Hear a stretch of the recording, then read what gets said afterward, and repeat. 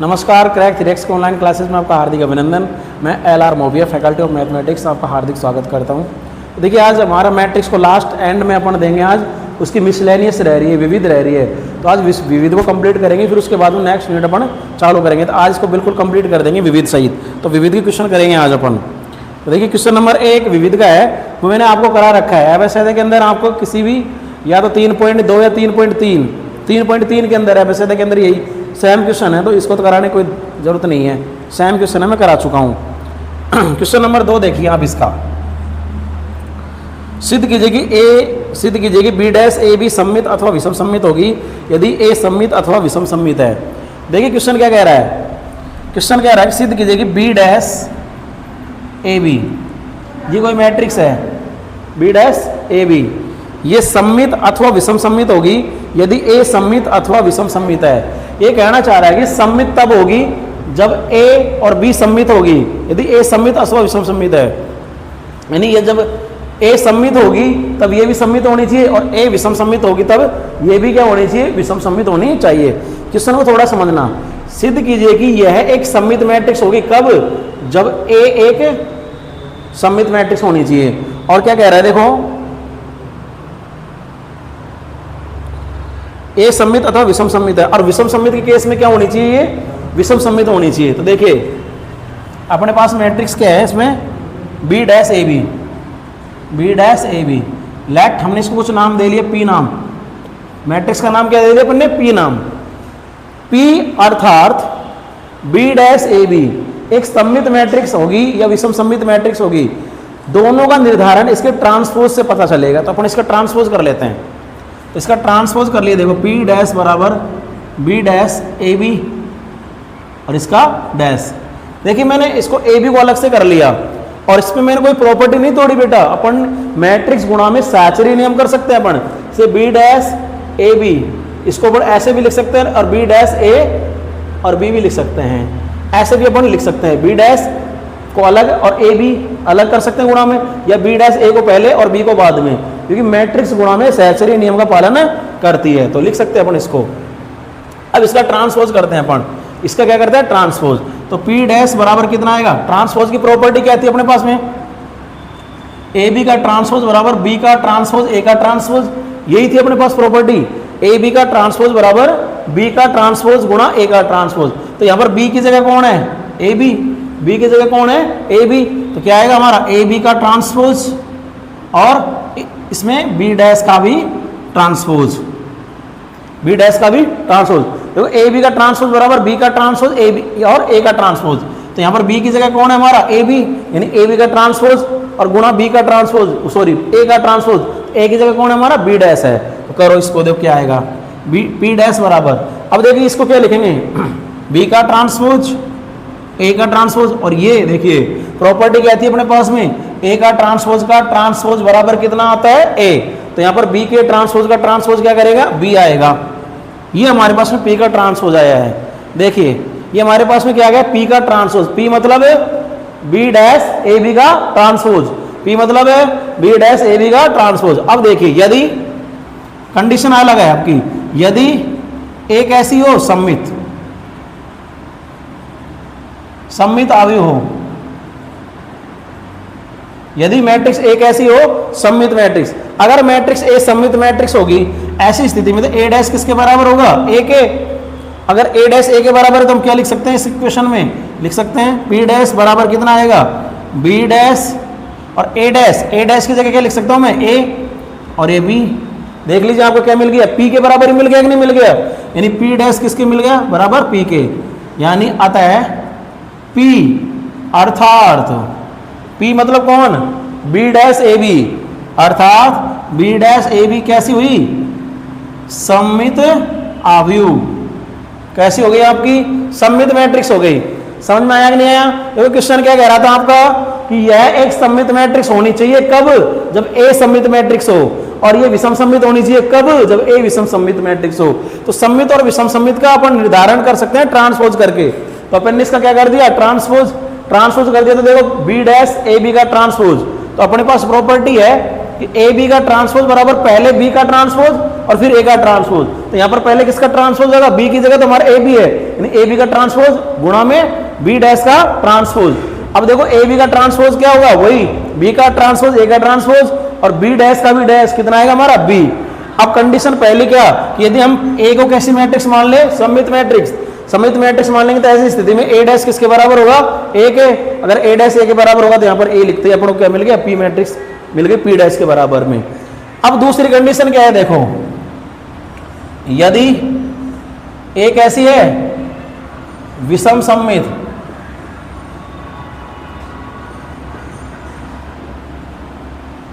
यदि ए कैसी है, विषम सममित मैट्रिक्स है, तो ऐसी स्थिति में हमारा ए डैश किसके बराबर होगा, माइनस ए के।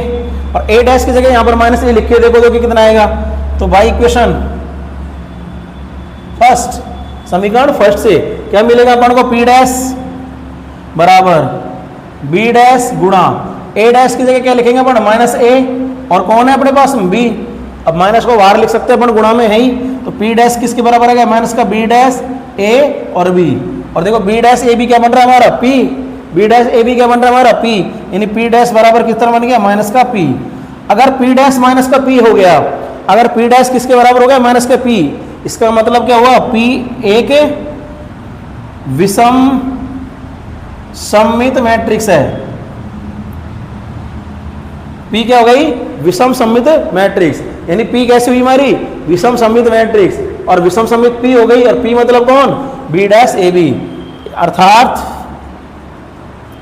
बी डैश ए बी एक विषम सममित आव्यूह होगी।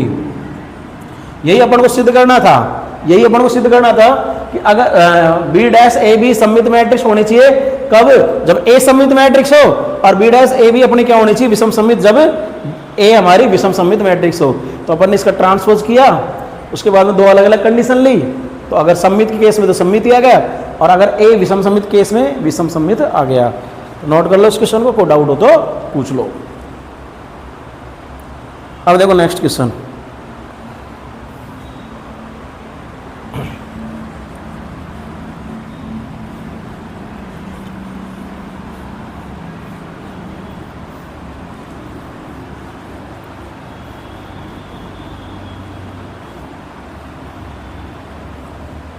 देखिए नेक्स्ट क्वेश्चन है अपने पास में, एक्स वाई जेड के मान ज्ञात करने, यदि ए बराबर मैट्रिक्स दे रखी है अपन को, और ए डैश ए बराबर आई को संतुष्ट करता हो। देखिए अपने पास में एक मैट्रिक्स दे रखी है ए मैट्रिक्स दे रखी है 0 x x 2y z y minus z minus y और जेड, ये अपन को मैट्रिक्स ए दे रखी है। और क्या दे रखा है, ए डैश गुणा ए बराबर कितना दे रखा है, आई। ए डैश गुणा ए कितना दे रखा है अपन को, आई के बराबर दे रखा है। तो देखो करो, एक्स वाई जेड का मान निकालो। ए डैश देखो 3/3 की वर्ग मैट्रिक्स है, तो आई क्या बनेगी, 3/3 की तत्सम मैट्रिक्स। ए डैश कितना मिलेगा, देखो यहां से मैं डायरेक्ट मान लिख रहा हूं भाई ए डैश का, यानी ए डैश लिखूंगा तो ये पहली वाली पंक्ति पहले वाले कॉलम बन जाएगी 0 2y z, दूसरी वाली पंक्ति दूसरा वाला कॉलम बन जाएगी x y माइनस z, तीसरी वाली पंक्ति तीसरा कॉलम बन जाएगी x माइनस y और z, और गुणा में कौन है a, यानी 0 2y z x x y minus y minus z और ये z। अगर किसके बराबर है ये, i के बराबर, i मतलब तत्सम मैट्रिक्स, यानी 1 0 0 0 1 0 0 0 1, ये हमारे पास में आ गया। अब इन दोनों को क्या करना है, अपन को मल्टीप्लाई करना है, कंपेरिजन करना है, और वैल्यू निकालनी नहीं एक्स वाई जेड की। तो देखो करते हैं अभी, देखो इसको इससे गुणा करेंगे तो कितना आएगा 0, एक्स एक्स से गुणा होगा तो एक्स स्क्वायर, और ये एक्स एक्स से गुणा करेंगे तो क्या आएगा, एक्स स्क्वायर आएगा। अब इसको इससे गुणा करेंगे तो कितना आएगा, देखो 0 x y minus x y, अब ये तो 0 बनना है, अगला भी 0 ही बनेगा इक्वलिटी ऑफ मैट्रिक्स के अकॉर्डिंग। ये कितना आएगा अपना 0 और माइनस जेड एक्स और प्लस का जेड एक्स, गुणा तो आप करना जानते ही हो। इधर गुणा करें तो देखो इसको करें तो ये किससे होगा, 0 प्लस एक्स वाई और माइनस एक्स वाई, फिर इसको इससे गुणा करेंगे तो कितना आएगा, 2 दूनी 4y², y जब y से गुणा होगा तो y², और -y और -y से गुणा होगा तो भी y² आएगा आपके। अब देखिए जब इसको इससे गुणा करेंगे तो कितना आएगा, कितना आएगा देखो 2yz, जब ये इससे गुणा होगा देखो कितना आएगा, माइनस का yz और माइनस का yz। तो गुणा करना तो आपको आता है, इसमें कोई किंतु परंतु नहीं है। तो इसको अपन इससे गुणा करेंगे तो देखो ये आ गया, इसको जब इससे गुणा करेंगे 2y 4y², y और y² और -y और -y y²। इसको गुणा करेंगे 2yz -yz और -yz। इसको गुणा करेंगे इससे तो कितना आएगा 0 -zx और +zx। इसको जब इससे गुणा करेंगे तो कितना आएगा 2yz और कितना आएगा -yz और कितना आएगा माइनस का yz। जब इसको इससे गुणा करेंगे तो कितना आएगा 0 0 और 0 0। देखिए इससे गुणा करना अपन को, माफ करना, इससे कितना आएगा z², माफ करना z², और ये कितना आएगा z² और ये कितना आएगा z², और बराबर में कितना है 1 0 0 0 1 0 0 0 ये 1, ये अपने पास मिला है। तो देखो क्या आ गया, ये xy से xy खत्म, zx से zx खत्म, xy से xy खत्म, zx से zx खत्म, yz 2yz ये खत्म, ये yz 2yz ये खत्म। अब अपने पास में क्या मिला देखो, इसको हटाना पड़ेगा,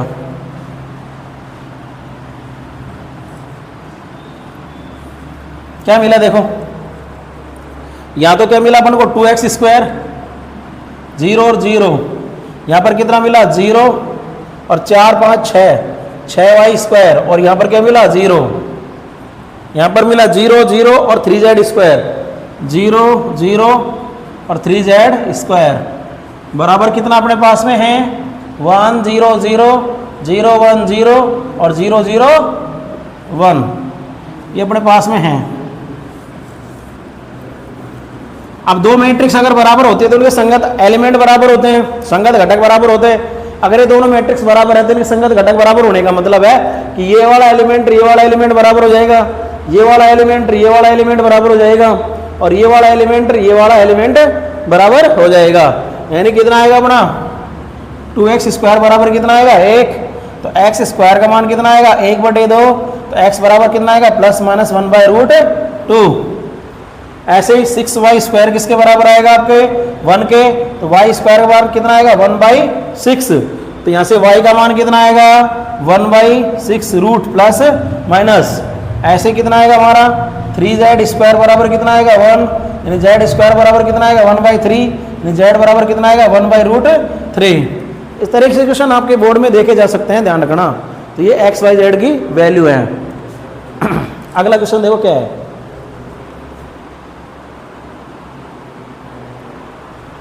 अगला क्वेश्चन नॉर्मल है, क्वेश्चन नंबर 4।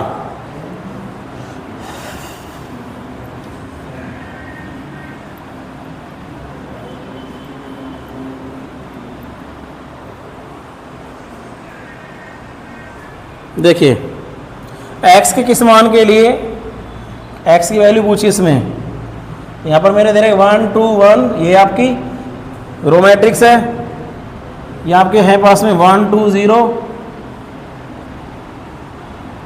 2 0 1 1 0 2, और ये किस गुणा में कितना है 0 2x, और बराबर में कितना है शून्य मैट्रिक्स O। तो x की वैल्यू इसमें पूछी गई है। देखो तो पहले किसी को भी गुणा कर सकते हैं, पहले अपन इन दोनों गुणा कर लेते हैं, ठीक है, क्योंकि गुणा में साचरी नियम को फॉलो होता है अपना। देखो सही है। अब देखो इस पहली वाली पंक्ति को पहले वाले कॉलम से गुणा करो, देखिए कितना आएगा 1 + 4 + 1, पहली पंक्ति पहला कॉलम, इस तरीके में मिस्टेक कर सकते हैं बच्चे, ध्यान रखना। अब देखिए पहली पंक्ति दूसरा कॉलम गुणा करो, कितना आएगा देखो आपके, इस गुणा करेंगे तो कितना आएगा, देखिए 1 को 2 से गुणा करेंगे कितना आएगा 2, और बाकी 0 ये आएगा। फिर इसको इससे गुणा करेंगे तीसरे कॉलम से तो कितना आएगा 0 2 और 2, ये अपने पास हो जाएगा। उसके बाद में हमारे पास पंक्ति खत्म है, यानी यही अपन को मैट्रिक्स मिलेगी। इसके बाद में गुणा किससे करना है 0 2 x से, और बराबर में कितना आएगा शून्य मैट्रिक्स है, ये अपने पास में शून्य मैट्रिक्स है। शून्य मैट्रिक्स अभी। अब देखिए यहाँ से कितना आएगा, देखो इसको जोड़ लेते अपन, 4 2 6 और ये 2 और ये कितना आएगा 4 और ये अपने पास में कितना है 0 2 और ये x बराबर में क्या है शून्य मैट्रिक्स। अब देखिए ये वाली पहली ये पंक्ति को इस कॉलम से गुणा करेंगे तो एक एलिमेंट बनेगा भाई, ध्यान रखना कितना आएगा, देखो क्या आएगा 0 6 को 0 0 प्लस 2 दूनी 4 प्लस 4x। इसका ट्यूबलाइट का फोकस पड़ रहा है यार इसमें। 0 2 दूनी 4 प्लस 4x बराबर कितना शून्य मैट्रिक्स। अब इससे एक एलिमेंट बना, अपना ध्यान रखना पहली पंक्ति पहले कॉलम से केवल एक एलिमेंट बना है, कितना 4 प्लस 4x, ये एक ही एलिमेंट है। और इसको ध्यान रखना बहुत सारे ऐसे लिखेंगे, अब इसको ऐसे लिखना है अपन को, ये शून्य मैट्रिक्स है तो शून्य मैट्रिक्स का मतलब ये 1/1 की जीरो मैट्रिक्स बनी है ये। अब संगत एलिमेंट बराबर होंगे तो 4 प्लस 4x बराबर कितना आएगा 0। बहुत सारे कहते क्या है 4 प्लस 4x बराबर 0 और ये शून्य मैट्रिक्स को ही 0 के बराबर हम लिख देते हैं, तो गलत है, ध्यान रखना। तुलना एलिमेंट की होती है, अवयवों की होती है। मैट्रिक्स अगर दो मैट्रिक्स बराबर तो उनके अवयव समान होंगे, तो इधर तो आपकी मैट्रिक्स है इधर भी मैट्रिक्स है, लेकिन इस मैट्रिक्स का एलिमेंट क्या बना 4 प्लस 4x और इस मैट्रिक्स का एलिमेंट क्या रहेगा 0, क्योंकि ये 1/1 की शून्य मैट्रिक्स है। ऐसी स्थिति में अपन क्या करेंगे 4x का मान कितना आएगा -4, तो x का मान कितना आएगा -1, तो x का मान कितना आएगा भाई -1। तो ये ध्यान रखना, अच्छा प्रश्न है, ध्यान रखना अच्छा प्रश्न है।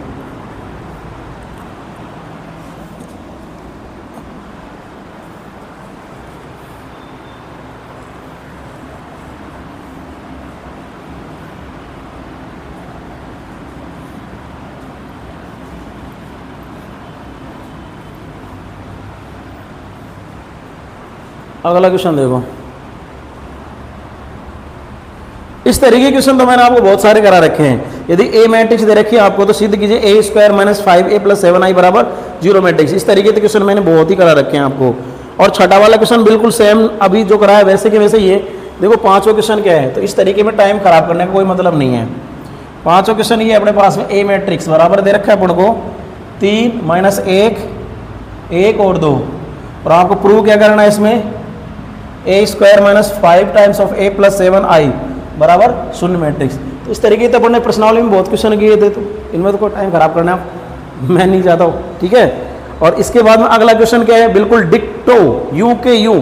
अभी छठा क्वेश्चन क्या है, देखो छठा क्वेश्चन है आपका x -5 और -1, ये आपकी मैट्रिक्स है 1 0 2 0 2 0 और 0 1 2। वो ऊपर वाली लिख दी मैंने अभी 1 0 2 0 2 0 और 2 1 3, और इसको मल्टीप्लाई किससे करना है x4 और 1 बराबर o। यहाँ से भी अपन को किसकी वैल्यू निकालनी है x की, आप निकाल सकते हो, इसमें तो कोई दिक्कत बड़ी बात है नहीं। चलो इसको मैं करके बता दूंगा भलाई दोबारा, तो इसको तो मुझे हटाने दो, इसको ऊपर लगाने दो। छठा क्वेश्चन आ सकता है, क्वेश्चन नंबर 6 क्या देखो x -5 -1, यहाँ अपने पास में 1 0 2 0 2 1 और 0 0 सॉरी 0 नहीं है 2 2 0 और 3। इसको किससे गुणा करना है अपन को x 4 1 और बराबर में कितना है शून्य मैट्रिक्स, बराबर में कितना है आपको शून्य मैट्रिक्स। तो यहाँ से भी x की वैल्यू निकाली गई। देखो सबसे पहले इसको इससे गुणा करेंगे तो देखो पंक्ति, पहली पंक्ति को करेंगे तो पंक्ति तो एक ही आएगी, ध्यान रखना पंक्ति अपने पास में एक ही आएगी, क्योंकि यहाँ के बाद पंक्ति चेंज नहीं होगी। पहली पंक्ति को इससे करना, पहली पंक्ति को इससे करना और पहली पंक्ति को इससे करना।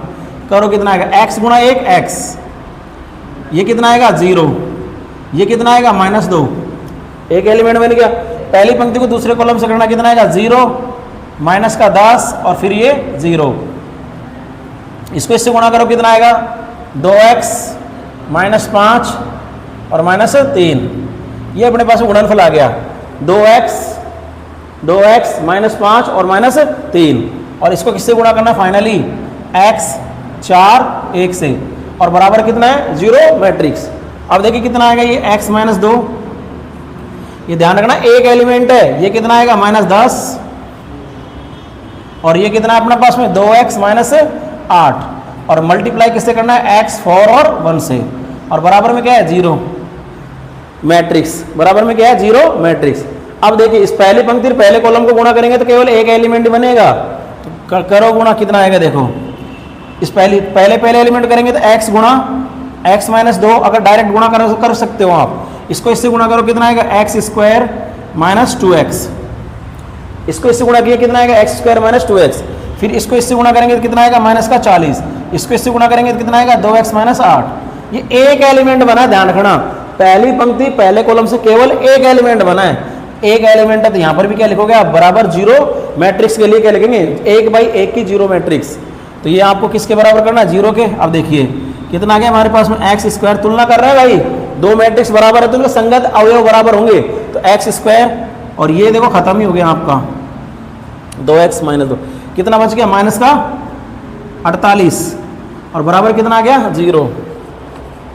तो यहाँ से x स्क्वायर का मान निकाल लो, कितना आ गया अपने पास में 48, तो x का मान कितना आएगा रूट प्लस माइनस 48। अब देखो इसके अगर टुकड़े करो तो कर लो, 12 चौके 48, यानी x का मान कितना आएगा 2 रूट 12। अगर कैलकुलेशन में कोई मिस्टेक नहीं है तो यही आंसर आएगा 48। तो एक बार मैं देख लेता हूँ कैलकुलेशन, देखो x को इससे गुणा करेंगे x 0 और -2, सही है, तो इसको इससे गुणा करेंगे तो कितना आएगा 0 माइनस का 10 और 0, इसको इससे गुणा करेंगे तो कितना आएगा 2x माइनस 5 माइनस 3, ठीक है, x 4 1 0, ठीक है, x minus 2 minus 10 2x minus 8, बस ठीक है। इसको गुणा करेंगे x स्क्वायर माइनस 2x, इसको गुणा करेंगे तो कितना आएगा 10 के 40 माइनस का, और ये आएगा 2x माइनस 8, 2x खत्म हो गया 48। मुझे लगता है यही आंसर है, अगर गड़बड़ नहीं है तो कैलकुलेशन में, तो ये हमारा आंसर आ गया। नेक्स्ट क्वेश्चन देखो क्या है,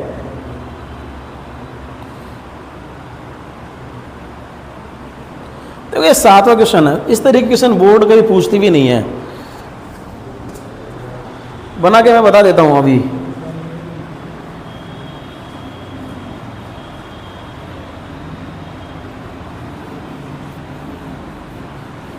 करवाते हैं, देखो अभी देखो 7वें से पहले एक बार 8 एक और कर लो, फिर करवाते हैं अभी 7वां क्वेश्चन। आपको इस तरह के क्वेश्चन बोर्ड कभी पूछती भी नहीं है। 8वां देख लो, ये इंपॉर्टेंट है, इसको बोर्ड ने पूछा भी है, question number 8, very very important question. Matrix x ज्ञात करनी है, मैट्रिक्स बोला x को, ध्यान रखना मैट्रिक्स बोला x को, मैट्रिक्स x ज्ञात करनी है। यदि x गुणा 1 2 3 4 5 6 बराबर -7 -8 -9 और 2 और 4 और ये 6। अब मैट्रिक्स x ज्ञात करनी था।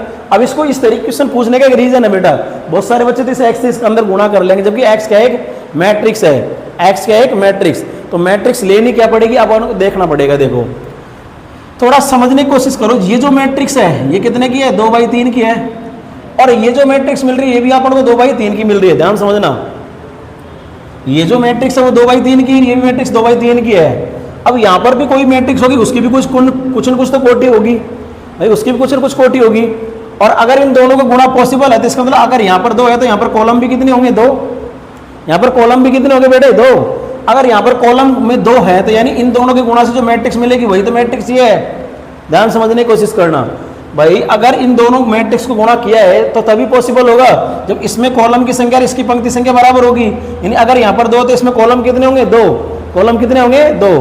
अब देखिए अगर यहाँ पर कॉलम 2 है लेकिन इनके गुणा से भी तो मैट्रिक्स मिलेगी, उसको यहाँ पर कुछ मान लो n है, n गुणा कितनी मिलेगी 3, लेकिन n गुणा 3 नहीं, कितनी बाई कितनी की 2/3 की। इसका मतलब n किसके बराबर होगा 2 के, यानी n भी किसके बराबर होगा 2 के, यानी ये भी कितना होगा आपका 2। यानी आपकी जो x मैट्रिक्स है वो 2/2 की मैट्रिक्स है, ये ध्यान रखना, बस इसमें और कुछ नहीं करना, आपको यही देखना था कि मैट्रिक्स x की कोटि क्या रहेगी। तो इसको मेन समझो आप लोग, सीधी सी बात है भाई, इसकी कोटि कुछ न कुछ तो होगी, और इसकी कोटि कितनी है 2/3 की, और इसकी कोटि भी क्या है 2/3 की। इन दोनों मैट्रिक्स गुणा तभी तो पॉसिबल हुआ होगा जब इसकी पंक्ति संख्या इसके कॉलम संख्या के बराबर हुई होगी। और अगर इन दोनों के गुणा से जो मैट्रिक्स मिलेगी उस मैट्रिक्स को यहाँ से मान लो इसकी पंक्ति संख्या कितनी n है, तो n गुणा कितनी 3, और जो किसके बराबर है 2 गुणा 3 के। इसका मतलब यह है कि दो मैट्रिक्स अगर बराबर हो उनकी कोटि भी बराबर होती है। इसका मतलब n का मान भी कितना है 2। इसका मतलब मैट्रिक्स x क्या होगी 2/2 की एक वर्ग मैट्रिक्स होगी। ध्यान रखना, यही समझाना था इसमें। तो देखो, तो मैट्रिक्स x अपन लेट कर लेते हैं, लेट x मैट्रिक्स अपन मान लेते हैं a b c d 2/2 की। बस अब इसमें कुछ नहीं रहा, कर लो इसको। x की जगह अपन मैट्रिक्स लिख देंगे क्या, a b c d, और ये कितना है 1 2 3 4 5 6, और ये कितना है माइनस का 7, माइनस का 8, माइनस का 9, 2 4 और 6। अब देखिए यहां से क्या होगा, इन दोनों गुणा करेंगे अपन, करो। इसको इससे गुणा करेंगे तो कितना आएगा a प्लस 4b, पहली पंक्ति पहला कॉलम। इसको इससे गुणा करेंगे तो कितना आएगा 2a प्लस 5b। देखिए, इसको इससे गुणा करेंगे तो कितना आएगा 1 प्लस 4b। इसको इससे गुणा करेंगे तो कितना आएगा 2a प्लस 5b, और इसको इससे गुणा करेंगे तो कितना आएगा 3a plus 6b, 3a plus 6b। अब इसको इससे गुणा करेंगे तो कितना आएगा, देखो पहली पंक्ति पहला कॉलम कितना आएगा c प्लस 4d। इसको इससे गुणा करेंगे तो कितना आएगा 2c प्लस 5d, और जब इसको इससे गुणा करेंगे तो कितना आएगा 3c प्लस 6d। और ये किसके बराबर है आपका -7 -8 -9 और 2 4 6 के। तो गुणा मैंने आपको पहले ही समझा रखा है भाई। देखिए a plus 4b, 2a plus 5b, इसका यार इसका बहुत फोकस पड़ रहा है, 3a प्लस 6b। यहाँ पर देखो c प्लस 4d, इसको इससे गुणा करेंगे तो 2c प्लस 5d, इसको इससे गुणा करेंगे तो 3c प्लस 6d। अब देखिए दो मैट्रिक्स अगर बराबर हुई है हमारी तो उनके संगत घटक भी बराबर होंगे। सब होने वाला है आपका। इसको मैं हटा रहा हूँ, इसको भी मैं हटा रहा हूँ, इसको भी हटा देते हैं, x a b c d तो है ही। इसका मतलब क्या हुआ, देखिए आपका a प्लस 4b किसके बराबर होगा माइनस के 7 के, यानी a प्लस 4b बराबर कितना होगा माइनस के 7, समीकरण नंबर 1। ऐसे अपन और देख लो, यहाँ से देख लो, इससे 3a प्लस 6b ये किसके बराबर हो जाएगा माइनस के 9 के। लेकिन एक चीज़ है, इसको आप सिंपल कर लो, 3 कॉमन निकाल लो। अगर 3 कॉमन निकाल लेंगे तो कितना बनेगा a प्लस 2b बराबर कितना -9, और 3 तिया 9, यानी a प्लस 2b बराबर कितना आ गया -3। Equation number 2। वैसे ही अब देखो इन दोनों को सोल्व करेंगे ना बेटा, तो अपन को किसकी वैल्यू निकलेगी a और b की, विलोपन विधि से कर लेना। अब देखिए वैसे ही c प्लस 4d किसके बराबर होगा 2 के। यहाँ पर मैं लिख देता हूँ c प्लस 4d बराबर होगा 2, इक्वेशन नंबर 3। और देख लो थोड़ी सही सी, ये ले लो, इसको 6 के बराबर कर लो, यानी 3c प्लस 6d बराबर कितना है 6 के। इसको हटा दो। देखिए 3c प्लस 6d, तो यहाँ से भी अपन 3 कॉमन निकालेंगे तो जाने तो 3, अगर 3 कॉमन निकालेंगे 3 का भाग लग जाएगा सब में। c प्लस 2d बराबर 2, 3 एकम 3, 3 दूनी 4, 3 दूनी 6। ये हमारे पास कौन सी बन गई इक्वेशन नंबर 4। कौन सी बन गई इक्वेशन नंबर 4। बस अब उनको सोल्व करना है, 1 और 2 को सोल्व करके a b का निकाल लो। तो समीकरण 1 और 2 से ये क्वेश्चन आया हुआ है भाई बोर्ड में, ध्यान रखना।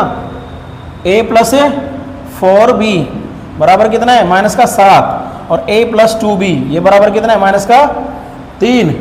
तो घटा लो तो साइन चेंज कर लो, ये प्लस ये खत्म हो गया, ये कितना बचेगा 2b, और ये कितना मिलेगा 3 और 4 7, यानी कितना आ गया माइनस का 4। तो b का मान कितना आ गया, b का मान आ गया माइनस का 2। b का मान कितना आ गया माइनस का 2। b का मान रख लो कहीं पर भी, a का मान आ जाएगा। b का मान अपन रख ले समीकरण नंबर 2 में। b का मान किस में रख लो 2 में, तो रखो a की जगह तो क्या आएगा a प्लस 2b, b का मान कितना -2 बराबर कितना आएगा -3। a ये कितना आएगा माइनस का 4 बराबर माइनस का 3। तो a का मान यहाँ से कितना आएगा, इसको इधर ले जाओ, कितना आएगा प्लस का 1। ऐसे अपन इन दोनों को सोल्व कर लो भाई, समीकरण 3 व 4, समीकरण 3 और 4 को सोल्व कर लो।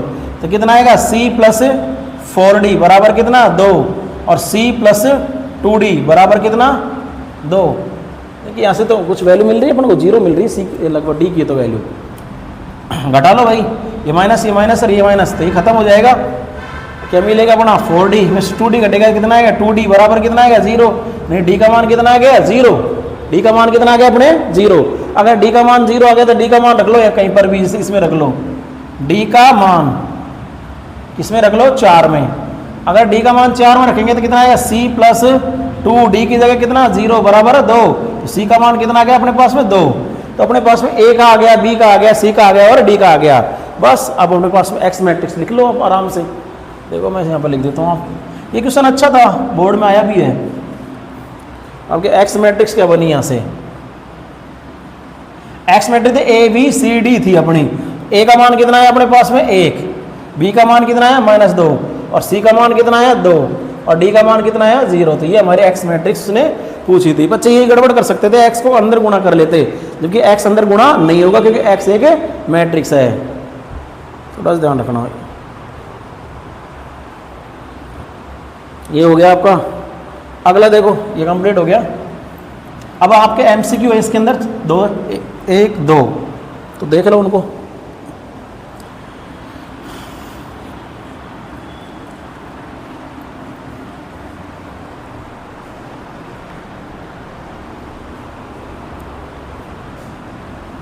क्वेश्चन नंबर 9, यदि हमारे पास में ए मैट्रिक्स है, कितनी है अल्फा माइनस अल्फा बीटा और ये गामा, और क्या दे रखा है कि ए स्क्वायर बराबर कितना दे रखा है आई।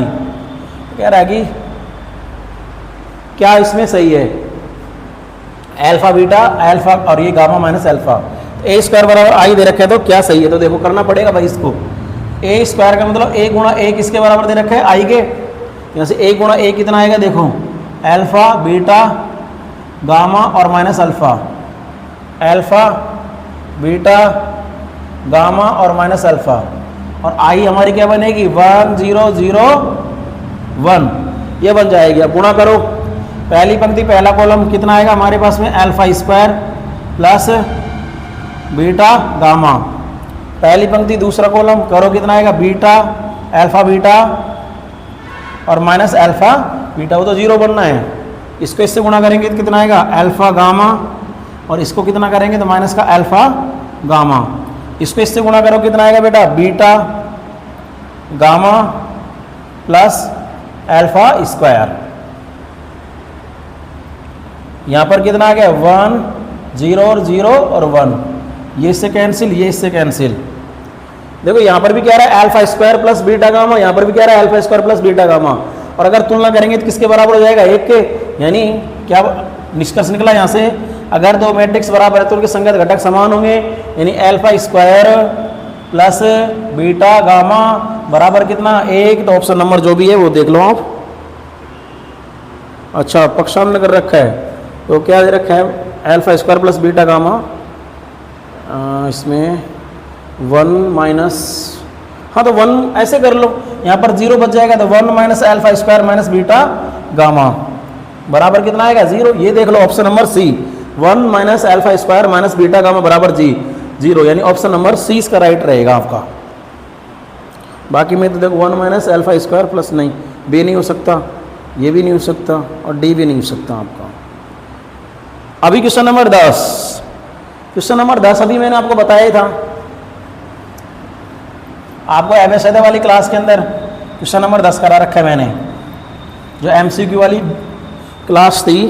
यदि एक आव्यूह सममित और विषम सममित दोनों है, क्वेश्चन नंबर 10, यदि एक मैट्रिक्स सममित और विषम सममित दोनों है, इसका मतलब वो क्या होगी शून्य वर्ग मैट्रिक्स होगी। तो ए क्या होगी शून्य आव्यूह, हालांकि इसमें अच्छा नहीं है, इसमें एक शून्य वर्ग मैट्रिक्स होना चाहिए था, ठीक है ना। तो शून्य मैट्रिक्स मिलेगी लेकिन कैसे मिलेगी शून्य वर्ग मैट्रिक्स।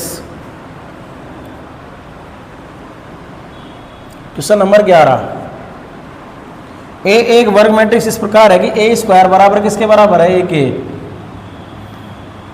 तो वैल्यू किसकी पूछी अपन से, आई प्लस ए का क्यूब माइनस 7a।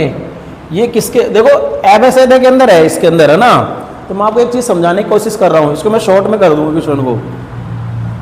ये मैट्रिक्स हमसे पूछे आई प्लस ए की घात 3 माइनस 7 ए की वैल्यू जो भी मैट्रिक्स आएगी वो क्या आएगी। तो देखिए यहाँ पर अपन जब आई प्लस ए को 3 बार गुणा करेंगे, ध्यान दें, आई प्लस ए, आई प्लस ए, आई प्लस ए, जब इसको अपन 3 गुणा करेंगे तो उसमें हमेशा एक मैट्रिक्स कौन रहेगी, आई। हमेशा एक मैट्रिक्स कौन सी रहेगी, आई।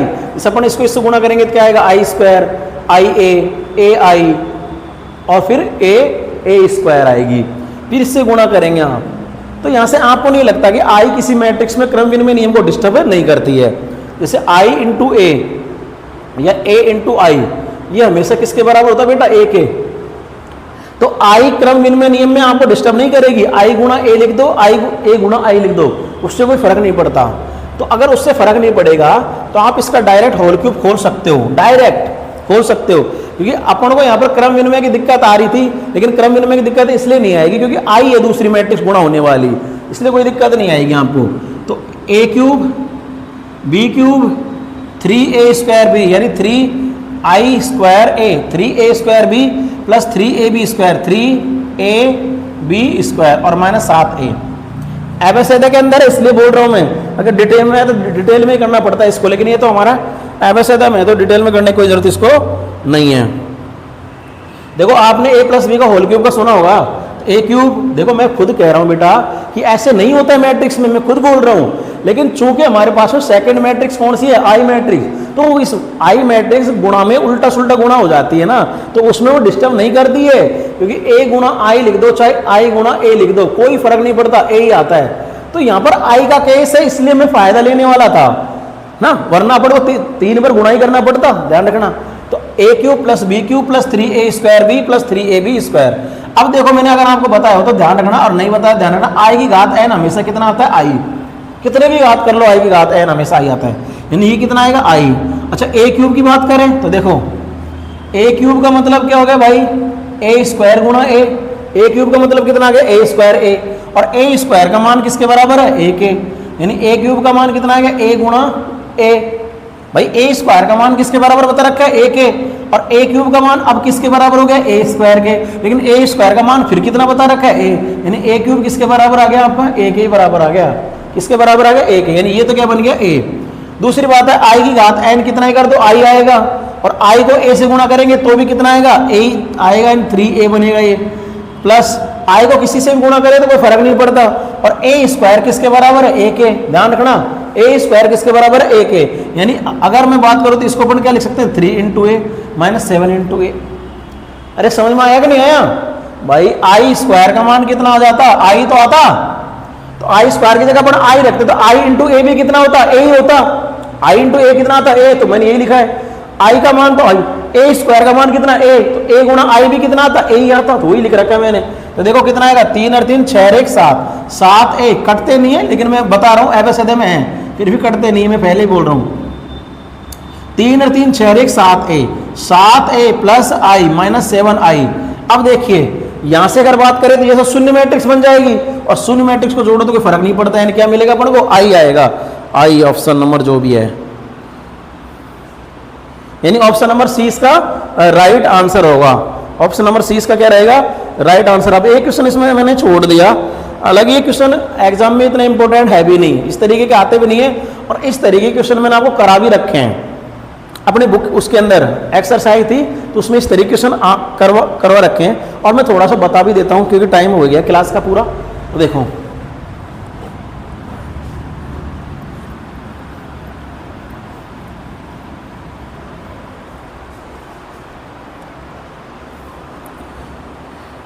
क्वेश्चन नंबर 7, एक निर्माता 3 प्रकार की वस्तुएं हैं XYZ वस्तुओं के नाम हैं, उनका उत्पादन करता है, जिन्हें वह 2 बाजारों में विक्रय करता है, और वस्तुओं की वार्षिक बिक्री नीचे बताई गई है। देखो एक तो बाजार बता रखा है फर्स्ट, और एक बाजार सेकंड। इसमें वस्तुएं हैं आपकी X, Y और Z, लिख नहीं रखा, मैं लिख रखा हूँ XYZ। तो हाँ, बाजार नंबर फर्स्ट में X वस्तु 10,000 है जो बिक्री करता है, और ये 2,000 है, जो बिक्री करता है ये 18,000 है जो बिक्री करता है। बाज़ार में इसमें 6,000 सेकंड बाज़ार में, और ये 20,000 इसमें, और 8,000 इसमें। यानी X वस्तुएं, Y वस्तुएं और Z वस्तुएं, 3 तरीके की वस्तुएं हैं। बाजार नंबर 1 में, बाजार नंबर 1 में इतनी वस्तु तो X बाजार में, इतनी तो X वस्तु बेचता है, इतनी वस्तु Y बेचता है, इतनी Z वस्तुएं बेचता है। बाजार नंबर 2 में इतनी वस्तुएं तो X बेचता है, इतनी Y वस्तुएं बेचता है, और इतनी Z वस्तुएं बेचता है। वस्तुओं का मतलब समझ लो कुछ भी, पेन, पेंसिल, कॉपी, है ना, तो कुछ भी ये नाम है वस्तुओं के। यानी इतने तो X वस्तु बेच रहा है, इतनी Y वस्तु बेच रहा है, इतनी Z वस्तुएं बेच रहा है। बाजार 2 में इतनी वो X वस्तु बेच रहा है, 20,000 Y वस्तुएं बेच रहा है, और 8,000 Z वस्तु बेच रहा है। इनकी कॉस्ट भी दे रखी है, देखो सेलिंग प्राइस, XYZ की विक्रय मूल्य, X का विक्रय मूल्य बता रखा है, कितना दे रखा है, 2.5 रुपये, 2.5 रुपये, और Y का विक्रय मूल्य दे रखा है अपन को 1.5 रुपये, और Z का दे रखा है विक्रय मूल्य 1 रुपये। 1 मिनट में देख लेता हूँ कैमरे में आ रहा सही, सही तो आ रहा है लेकिन थोड़े छोटे आ रहे हैं। देखो अब ये थोड़ा सा बड़ा तो क्या है, मैट्रिक्स में लगते ही बड़े हैं ये। अब देखिए थोड़ा सा समझने की कोशिश करना। एक वस्तु, X वस्तु का विक्रय मूल्य 2.5 रुपये। अगर हम X नाम की कोई वस्तु है, उसकी एक वस्तु बेचेंगे तो 2.5 रुपये में बिकेगी। जबकि वस्तु कितनी बेच दी, 10,000। Y वस्तु कितनी बेच दी, 2,000, जबकि एक की कीमत कितनी है, 1.5 रुपये। और Z वस्तु कितनी बेच दी, 18,000 माफ कीजिएगा, जबकि एक की कॉस्ट कितनी है, 1 रुपये। तो ये कह रहा है कि पहला क्वेश्चन क्या पूछ रहा है इसमें, देखो पहला क्वेश्चन क्या कह रहा है, कुल रेवेन्यू, बाजार में कुल आय, आयु बीजगणित की सहायता से ज्ञात कीजिए कि इनकम कितनी होगी उसे। तो थोड़ा समझ लो, देखो एक क्वेश्चन को मैट्रिक्स से नहीं कराता था, तो बिल्कुल बच्चों का प्रश्न है कि मान लो X वस्तु है, एक वस्तु कितने की बिक रही है, 2.5 रुपए की। एक वस्तु 2.5 की है तो कितनी बेचनी है, 10,000, तो 2.5 गुणा 10,000। Y देखो 2,000 है, 2,000 बेचनी है, एक वस्तु कितने की बिकी, 1.5 रुपए की, तो 1.5 गुणा 2,000। Z वस्तु देखो कितनी वस्तु बेची, 18,000, एक वस्तु कितने की बिकी, 1 की, तो एक कितनी रिवेन्यू मिल गई, 18,000। और इन सबल को क्या कर लो आप, जोड़ दो, तो वो कुल रिवेन्यू आ जाएगी, कुल बिक्री मूल्य आ जाएगा बाजार नंबर 1 का। अब बाजार नंबर 2 में देखो 6,000 X वस्तु बेची है, 6,000 X वस्तु बेची है, जबकि एक वस्तु का मूल्य कितना है, 2.5, तो 6,000 कितना हो जाएगा, 2.5 गुणा 6,000। Y वस्तु कितनी बेच दी, 20,000, जबकि एक वस्तु कितने में बेचा, 1.5 रुपए में, तो 20,000 गुणा 1.5, ये Y वस्तु का सेलिंग प्राइस आएगा। और Z वस्तु कितनी बेच दी, 8,000, जबकि एक कितने की बिक्री है, 1 रुपए की, तो कितने हो जाएगा, 8,000। तो आपको कुछ समझ में आ रहा है कुछ, यानी ये अगर आपकी ये वस्तुएं हैं, इतनी वस्तुएं हैं, तो ये किससे गुणा होगी, इससे, और ये किससे गुणा होगी, इससे, और ये किससे गुणा होगी, इससे। यानी इसको तो क्या बना लो, पंक्ति मैट्रिक्स, और इसको क्या बना लो, कॉलम मैट्रिक्स। यही समझाने की बात है इसमें, और कोई समझाने की बात ही नहीं है। फिर ये किससे गुणा होगी, इससे, ये किससे गुणा होगी, इससे, और ये किससे गुणा होगी, इससे। यानी इसको पंक्ति बनाओ और इसको कॉलम मैट्रिक्स बना लो। तो अपन एक मैट्रिक्स तो मान लेते हैं ए मैट्रिक्स, जो इसको बना लेते हैं ए मैट्रिक्स को, ये वस्तुओं की है, वस्तुओं की जो बिक्री है, क्वांटिटी वो बता रहा है ना। तो 10,000, और ये 2,000, और ये 18,000, ठीक है। अगला क्या है, 6,000, और ये 20,000, और ये 8,000। जो ए मैट्रिक्स है वो किसको शो कर रही है, ए मैट्रिक्स हमारी वस्तुओं की संख्या को शो कर रही है। जो ये तो जो है ना, ये बाजार नंबर 1 और ये बाजार नंबर 2, बाजार नंबर 1 में बेची गई वस्तुओं को, और ये बाजार नंबर 2 में बेची गई वस्तुओं को। और बी मैट्रिक्स, ये लेट माना मैंने, बी मैट्रिक्स में क्या कर रहा हूं, इनकी प्राइस की कॉलम मैट्रिक्स बना लेता हूं। तो कॉलम मैट्रिक्स कितनी बनेगी, 2.5, 1.5 और 1। अगर ये वस्तुओं की संख्या वाली मैट्रिक्स बन रही है बाजार नंबर 1 और बाजार नंबर 2 की, तो ये हमारी क्या बन रही है, वस्तुओं की प्राइस की। तो संख्या गुणा प्राइस से क्या मिलता है अपन को, रिवेन्यू, यानी बिक्री मूल्य। तो अगर अपन ए और बी को गुणा कर देंगे तो हमको क्या मिल जाएगी, कुल बिक्री। तो कुल बिक्री जो आएगी वो कौन सी मैट्रिक्स आ जाएगी हमारी, ए बी मैट्रिक्स, तो मैं मान लेता हूं, मैं लिख ही देता हूं, माना कुल बिक्री मूल्य बाजार फर्स्ट का, बाजार सेकंड का। देखो अभी मैं थोड़ा सा इसको मिटाना ही पड़ेगा। देखो इसको मैं हटा देता हूं।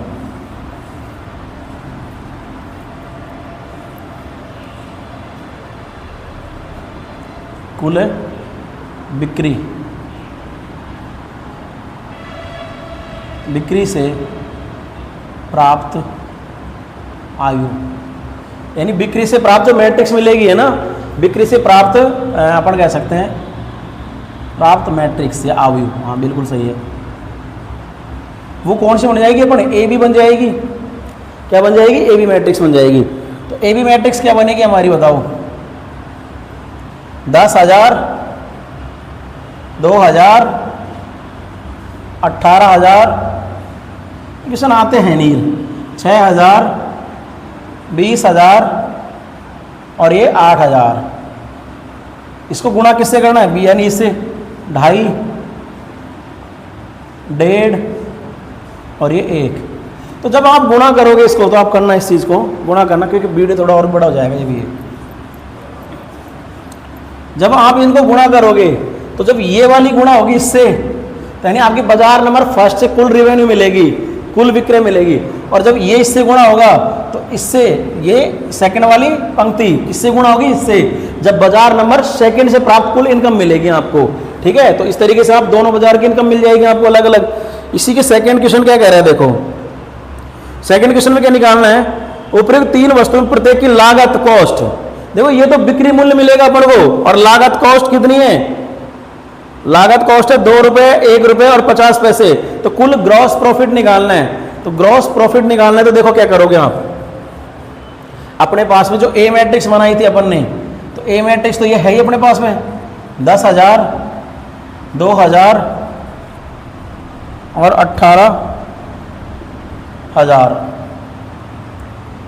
ये कितना है, 6,000 और ये कितना है, 20,000 और ये कितना है, 8,000।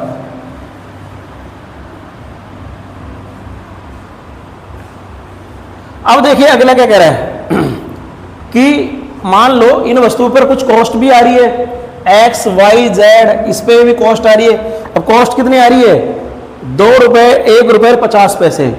तो एक्स वस्तु पर कॉस्ट कितनी आ रही है, एक वस्तु पर कॉस्ट, वो कॉस्ट कितनी आ रही है, 2 रुपए। वाई वस्तु पर कॉस्ट कितनी आ रही है, 1 रुपए। और जेड वस्तु पर कॉस्ट कितनी आ रही है, 0.5 रुपए, यानी 50 पैसे मतलब 0.5। तो अगर आप इनकी कॉस्ट की क्या बनाए, एक मैट्रिक्स, मान लो कॉस्ट की मैट्रिक्स अपन ने क्या बना ली, सी। कितनी बनेगी, 2, 1, 0.5। फिर ए को सी से गुणा करेंगे ना, तो ए को सी से गुणा करेंगे, आप करना बेटा, ए को सी से गुणा करेंगे आप, तो देखिए क्या आएगा, 10,000, 2,000, 18,000, 6,000, 20,000 और 8,000। इसको किससे गुणा करेंगे आप, 2, 1, 0.5।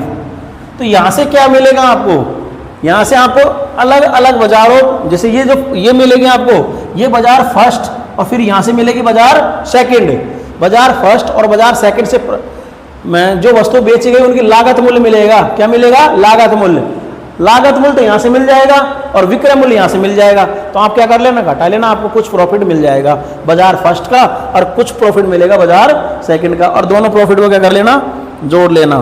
क्योंकि इस तरीके क्वेश्चन बोर्ड में ना तो आते हैं ना इस तरीके का आते भी नहीं है, इसलिए मैंने कोई ज़्यादा इनको पर इसके ऊपर इतना वो नहीं करना, ठीक है ना। लेकिन फिर भी मैंने आपको समझा दिया, कोई बड़ा इशू नहीं है इन क्वेश्चनों में, कोई बड़ा इशू नहीं है। थोड़ा क्या बोर्ड में काफ़ी जगह घेरते हैं, 2-3 बार मिटाना पड़ता है, इसलिए मैंने आपको समझा दिया और मैंने पहले इस तरीके के क्वेश्चन आपको करा भी दिए, ठीक है। तो अगर ये वीडियो आपके हेल्पफुल है आपके लिए, आपको पसंद आया तो इसे शेयर कीजिए, लाइक कीजिए, सब्सक्राइब कीजिए चैनल को, नया हो तो, ठीक है। धन्यवाद।